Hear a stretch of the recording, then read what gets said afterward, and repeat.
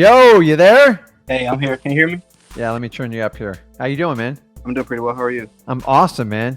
What's Man, going on, man? What can I help you out with? now, just a couple questions real quick. So Shoot. when I'm trying to find the motivation, I'm gonna ask, hey, so just curious. I mean, this is a nice property. Why you guys interested in letting it go? When they respond, well, you called me. What do you say to that? So the whole goal of when you get into that is you have to get them talking. Okay. Yes or no questions, brutal. So you got to think about it is, think about this though. And so I try to break it down is, are you married, single? What's your status? I'm got a girl. Okay. So let me ask you, when you met your girl, did you have to work a little bit? Yeah. Same concept.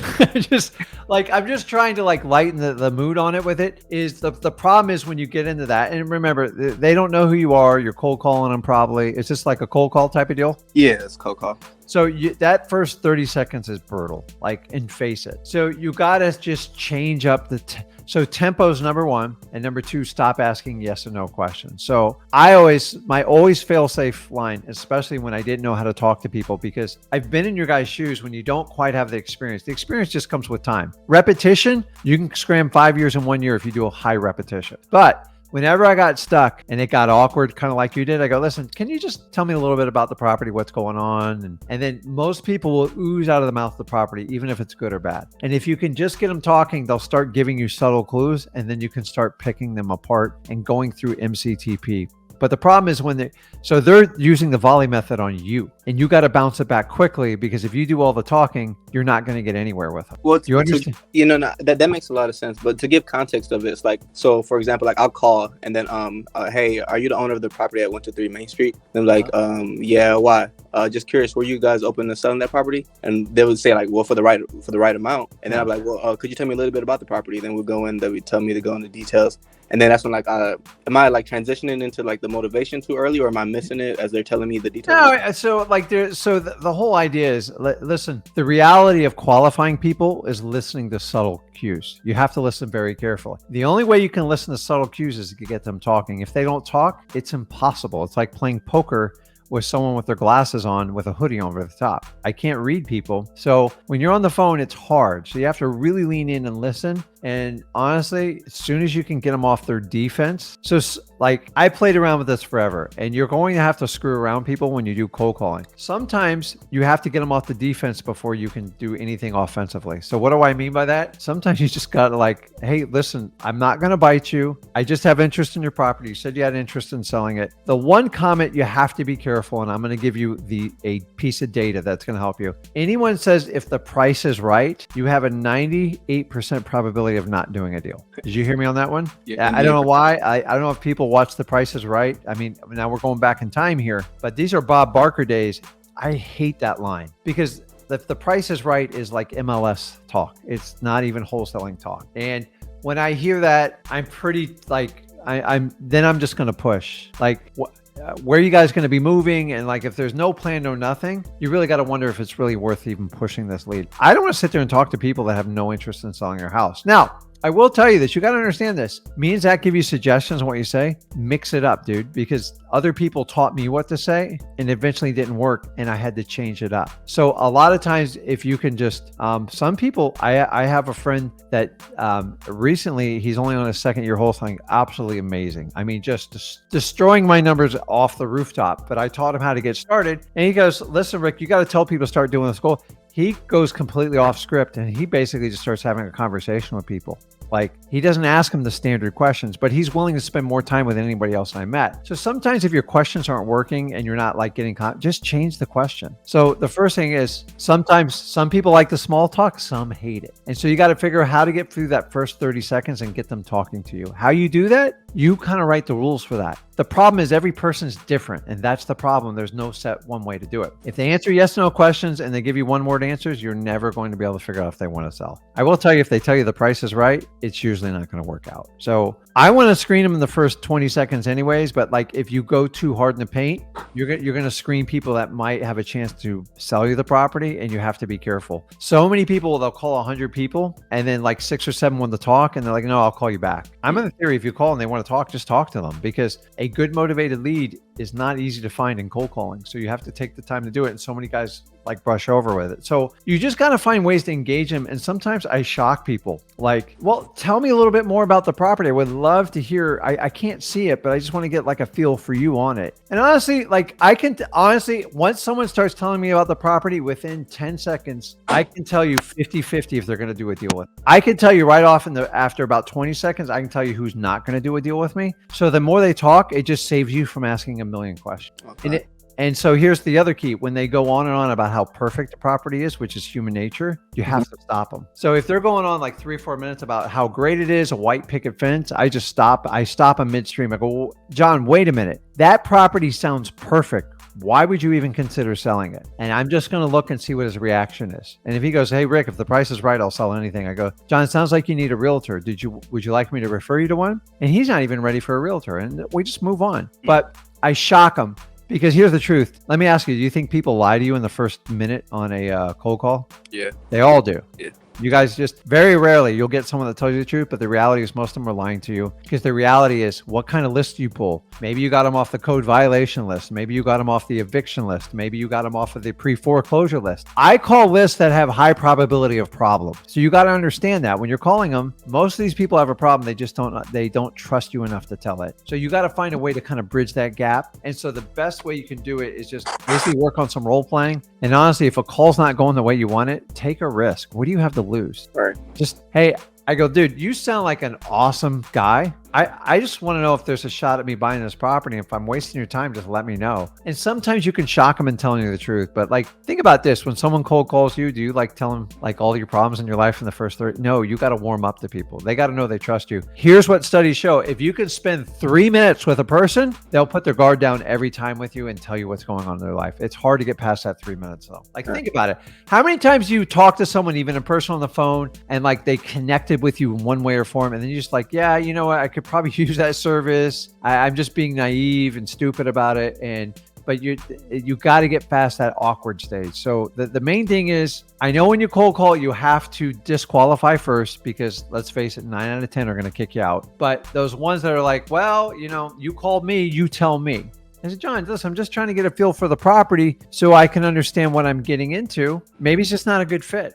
Maybe you want a realtor. Like, I'll say stupid things because what do you have to lose? I've already called them there. You might as well shock them. The worst they're going to do is hang up because the reality is they're getting ready to hang up on you anyway. So take a risk with it and just hit them in the mouth with some stuff. And usually it sparks a weird conversation. And sometimes that's what you need to get people to tell you the truth. Do you understand what I'm saying? Like sometimes you're just going to have to go off script because listen, if you're slipping down a slope, okay, you're falling off of a cliff and you're like, oh, my rope broke, I'm grabbing this. If you're getting ready to fall and there's a tree branch and you look at it and it looks a little shaky and dried out, you're like, I don't know if it's going to support me, but you know you're losing your hands grip. Are you going to grab that branch or not?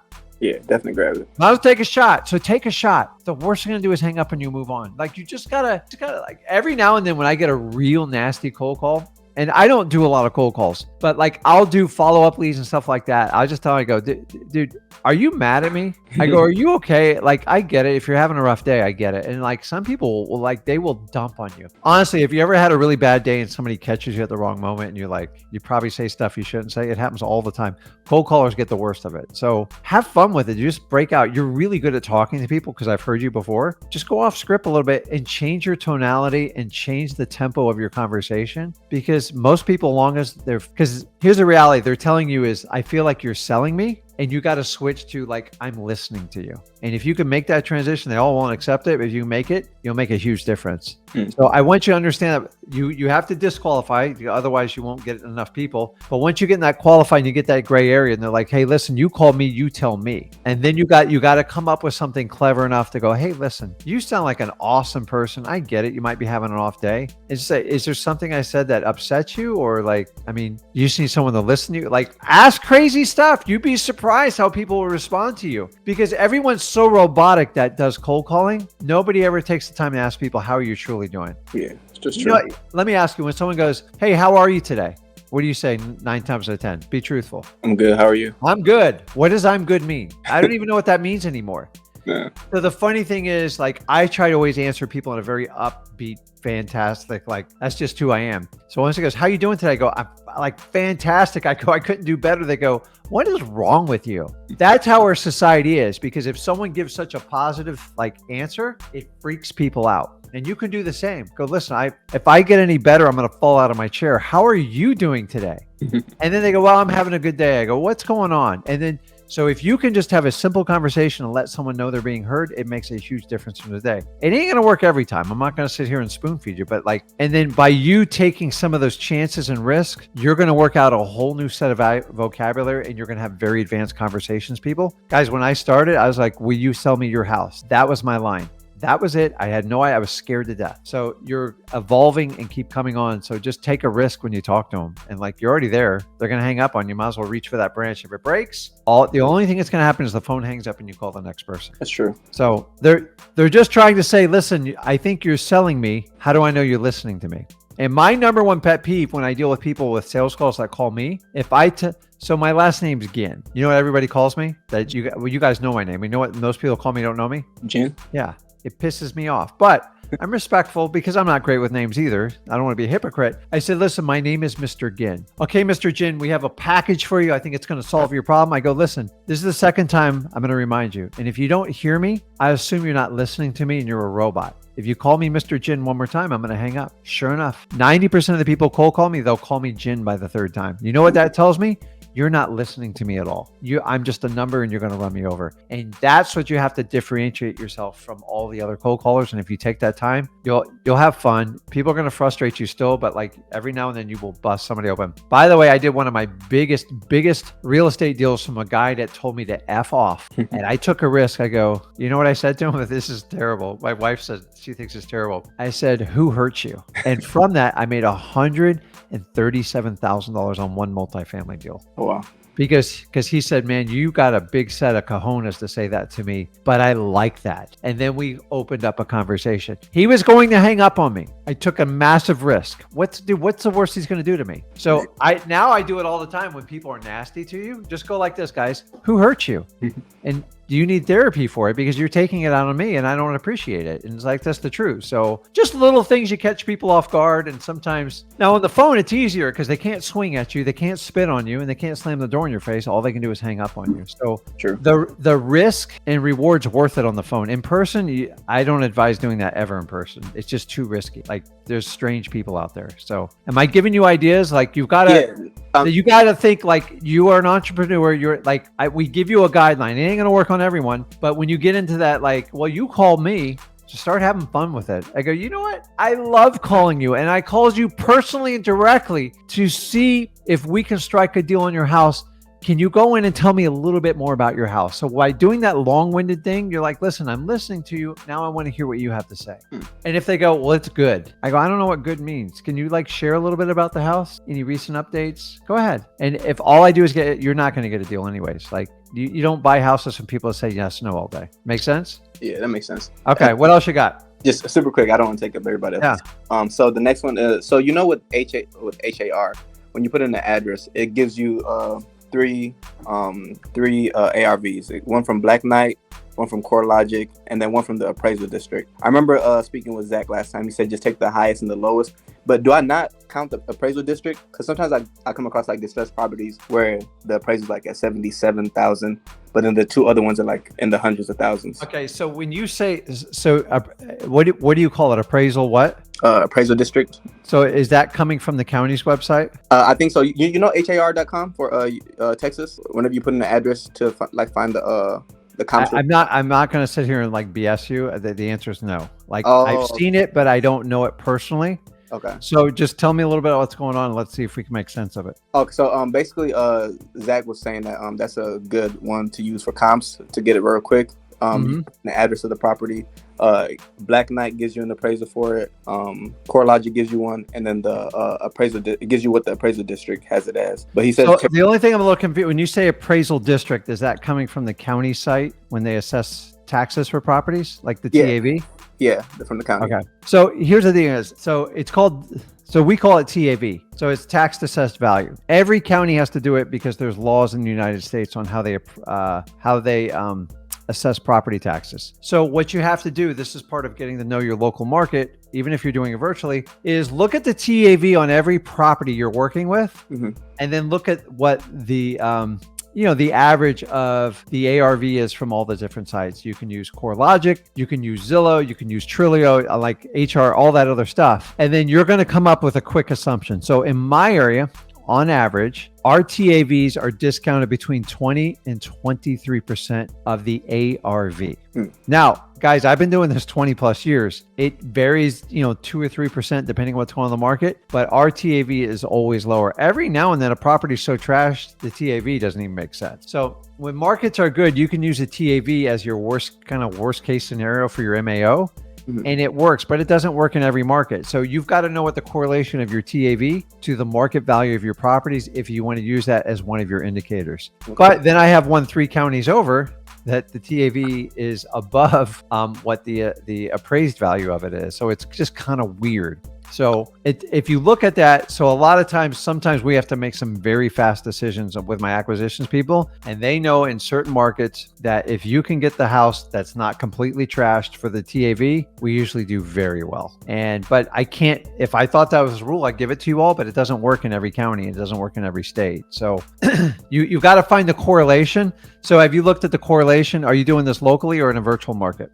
Locally, Houston market. But I have not done what you said. But I'm going to go ahead and do that. So do that part and get an understanding of it. But understanding it can. So TAV is used to fairly assess taxes. It's not to assess values. Yeah. But there is a consistent factor because they're figuring out square footage in the area, and then they do a TAV, and then that's how people pay their property taxes. And if people have a problem with it, they complain to it to get it in line. So the TAV is a very consistent approach, because if they had to reevaluate the taxes on the full value like every year, like it would exhaust it's like a very hard, that would be a lot of work. So they come up with like an average. And so then there's checks if people have like special exemptions like military and stuff like that, then they discount it off the TAV. But everybody should know what your correlation between your TAV, your tax assessed value, and what the ARV is. And then within 6 months, you can establish some rules in your own company and go, okay, if you get it the TAV and it's not trash, you'll actually do very, very well. So in my markets, typically in Florida, if you can buy it for the TAV, you did it phenomenally. Okay. Because on average, that means you're getting a 25% discount, 20 to 25. And if that's the starting part, every now and then a seller thinks that, I'm gonna let you a little secret. I've had a lot of sellers who reached out to me when I did it. They thought the TAV was the appraised value. I was brutally honest with them. I go, I'm like, I don't want to steal your house, but to let you know, that's just what they do, the assessment. They don't care. They think that's it. Now, ever since the number one indicator of what a seller thinks their house is worth is what? You know it. Just whatever they feel like it is. The Zestimate. Zillow's markets so successfully, everybody looks up their value on the Zestimate. So you should always know what the Zestimate is when you're talking to a seller, and I would know what the TAV, and somewhere in the middle usually lies the price you're going to buy it. I try to never ever pay what is estimated, because most of them are kind of off. But I'm just telling you, if you know what the seller's looking at, then you can kind of get in their head 9 times out of 10. So if it says, hey, it's at 250 for this estimate, and they got a bad roof, they got a bad AC, you can just start mining it off those numbers and then figure out a profit level just to even know where you're going to start with your number. But once again, I told you guys, don't get too deep in the numbers. Just go with the go for no to see if there's motivation, so you don't wind up being a realtor trying to get the exact number, because you're never going to get it. You just got to find someone that's motivated enough to move it. Guys, there's always somebody willing to sell a property. Somebody's always got to get it moved. Not everybody wants retail. It's all a big poker face. So find people that are going to have motivation, and then just use the go for no, and then figure out if you can correlate TAV with all that other stuff. But like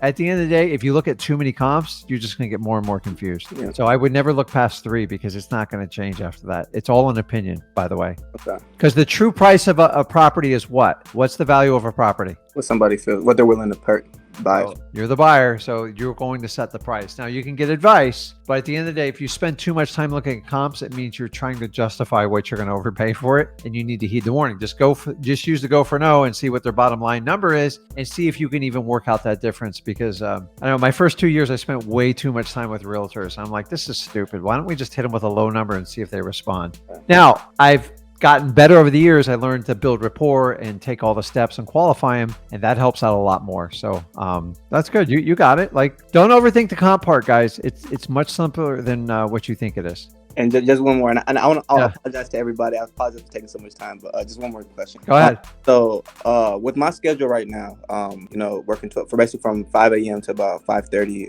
That's my work wise, and then Wow. do my cold call for about 2 hours, 2.5. Uh-huh. Usually, people start getting upset at me when I start calling them after 8. So I would kind of like use my cutoff time about 8 o'clock. So that's my schedule Monday through Friday. What should like my weekends be looking like? If I'm trying to get a deal within the next 30 days. So you're doing virtual, right? No, Local. Dude, I throw in the driving for dollars, man. Like I get deals to this day doing driving for dollars. And like, I like to do it. Like I just go out, I just take different routes. And now I've gotten good at taking pictures of the houses. And then full disclosure, my son showed me how to use our driving for all dollars app. And honestly, it took me a little while because I'm not like a real techie guy, but like once I figured it out, it was kind of a game changer for me. And I'm just like, I didn't know.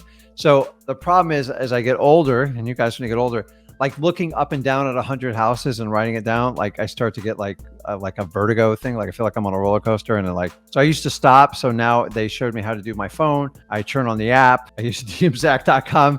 I was like, God damn, I kind of complained about it when I first did it, but now I'm like, I get it. All our employees use it. I'm like, he get that. So I had an employee ride with me twice to show me how to do it. And like, I got it all dialed in. So dude, don't overlook driving for dollars, man. It is like, I mean, I've just gotten 2 beautiful houses, and without driving for dollars, I would have never got them. So I would just add the driving for dollars because you can incorporate that somewhat within your day. So it's not like you're completely doing a separate one, but if you just pick up 50 to 100 leads a week and driving for dollars, after a month, you have 400. After 6 months, that'll be 2,400 leads you follow up. You're eventually going to find a deal in there. And to me, it's one of the fastest ways to do it. Yeah, and just to piggyback on that. So like right now, I'm working on, I guess you can call them leads, but like 1,900 driving for dollars leads so far. But I have 500 that have not skip traced yet because, like I said, I'm still working. I'm like about 100 through these. So and just think about like the whole sticky note thing.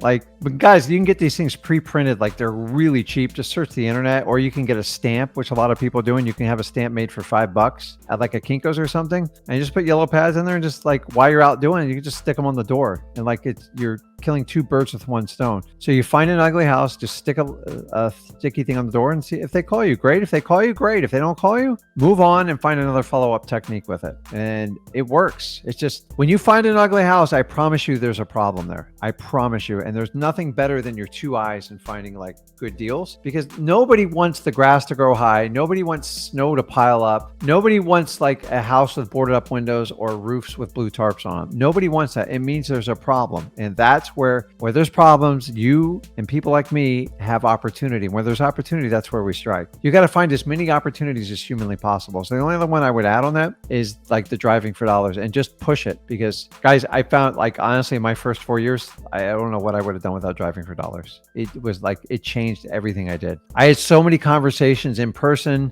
I did different type of sticky note. I would leave like a full letter on their door, but like we're in a different world today. And then I door knocked, but I wouldn't door knock in today's world with Ring cameras. It's a nightmare. I went and knocked on someone's door of a property I'm trying to buy. I thought I was gonna I ran, buddy. I came out like all pissed, like swinging stuff at me. I'm like, I'm not getting killed over this. So driving for dollars, and just like keep your volume up and just keep moving along. I mean, you're doing it the right way.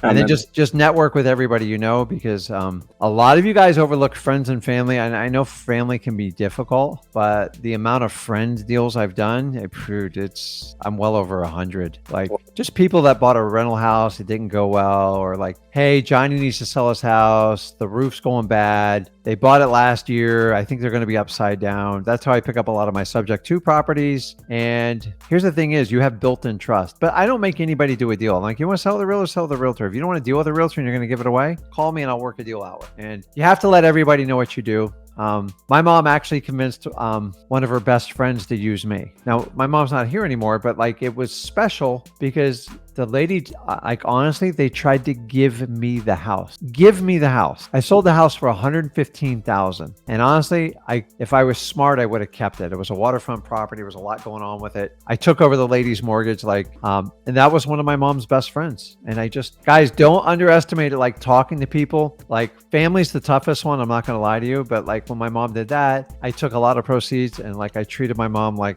you should treat all your moms like a queen, took her on a cruise, took the whole family, and just enjoyed it and said, Mom, I really appreciate it if you have any of your other friends that do this, but somebody passed away. It was a probate situation. Perfect. And I'm just telling you, over time, so I get probably 2 deals a year from friends and family. Oh.